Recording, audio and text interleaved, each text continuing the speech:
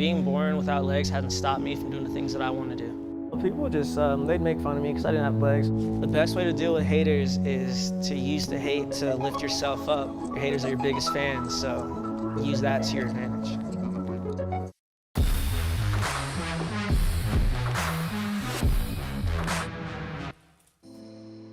My name is Zion Clark. I was born with a rare condition that caused me not to have legs. I was born with caudal regression syndrome. It is a very rare disease.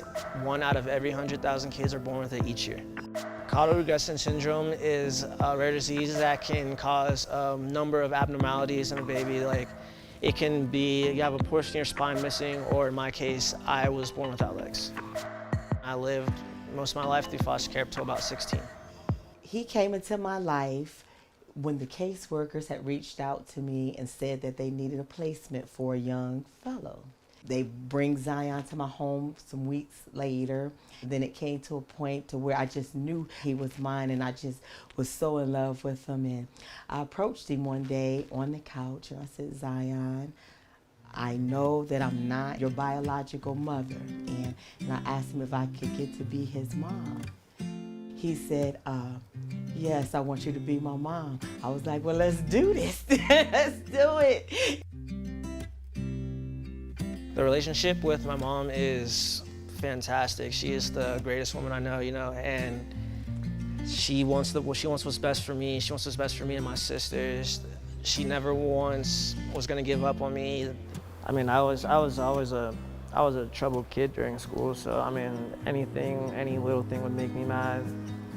I just got in trouble for punching lockers or just back talking to teachers, Well, people just, they'd make fun of me because I didn't have legs, so they think I couldn't do something, or they'd be talking to me saying I wouldn't do something, and in turn I'd do it and get in trouble. But then after a while, I just got tired of it, so I'd stop reacting and I'd just let them talk, and eventually they just started leaving me alone.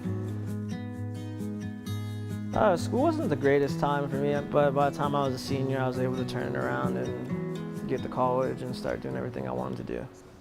I started wrestling in 2nd grade. I could just go wrestle for a couple more hours, waste all my energy, and go home and just go to sleep. When I was really little, the first few matches, I didn't know what to do, and neither did my opponent. Some kids were scared to wrestle me. I was scared to wrestle them. I didn't know what I was doing. I adapted my wrestling by a lot of trial and error. I spent years figuring out what would work, what didn't work, and there's a lot of things that don't work, but the things that do work, drill them over and over and over again until they're completely flawless, until somebody might know I'm doing it, but I'm gonna do it anyways, whether they want me to or not.